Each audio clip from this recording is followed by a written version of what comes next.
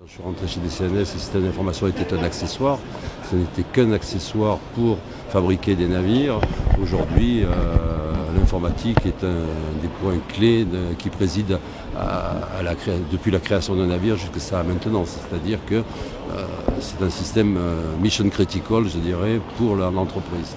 Donc ce changement de priorité des systèmes d'information, il a fallu l'accompagner parce que tout le monde ne suit pas à la vitesse des systèmes d'information et il y a eu un grand changement de culture à opérer qui a fait que la sécurité par exemple des systèmes d'information c'était quelque chose de totalement accessoire, qui était académique et dans le livre on parlait de sécurité mais la réalité des choses n'était même pas perçu par les gens. Nos clients sont des militaires par définition, ils ont tous les cheveux très courts. Et la culture du secret, oui, fait que c'est un plus et c'est un moins, parce que la culture du secret militaire, c'est le secret de défense, il est régi par des lois, par des règles, et si on déroge la règle, la punition, la sanction, elle est claire, c'est la prison et l'amende. Mais tout ce qui est autour, qui ne relève pas du secret militaire, c'était open bar, c'est-à-dire que ça peut être quasiment publié sur le web, dans l'esprit des gens, bien sûr je veux dire.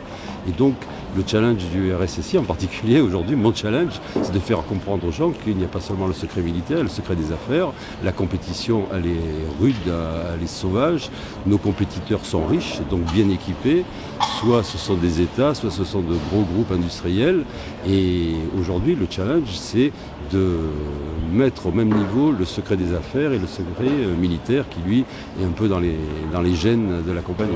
C'est la vigilance, de ne pas être naïf, je crois que c'est surtout ça. Et à la fin d'une réunion, la personne qui vous tend la clé USB, il me dit tu me passes ta présentation, c'est le premier signal d'alarme, alors que ça paraît tout à fait anodin et très sympathique.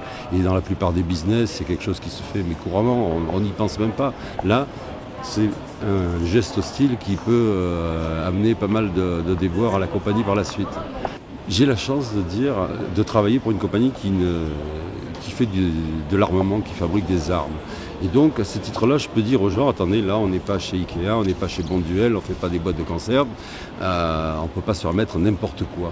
Et en particulier, sur les Facebook, etc., on ne va pas raconter sa vie. Je suis un spécialiste du guidage des torpilles, par exemple, c'est des choses qui ne se font pas, mais qui se sont vues. Je suis spécialiste des logiciels de combat. Ça, c'est pas acceptable. Donc,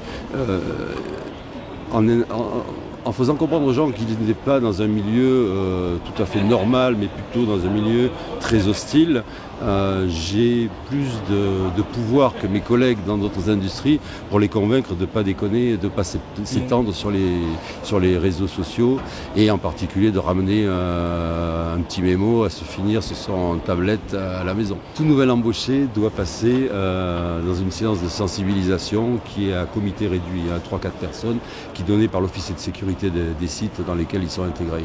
Et ce kit de sensibilisation intègre tous ces paramètres. Il est standard, il a été validé par toutes les autorités, dont moi. Et on arrive à avoir un message cohérent passé à tous les nouveaux embauchés.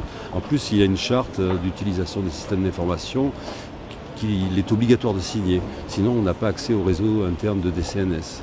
Donc il y a tout un environnement, tout un set de règles qui est mis dès le départ. Et moi je suis un peu le père Fautard aussi, c'est-à-dire qu'on parle aussi que si on déroge à ces règles, il y a sanction.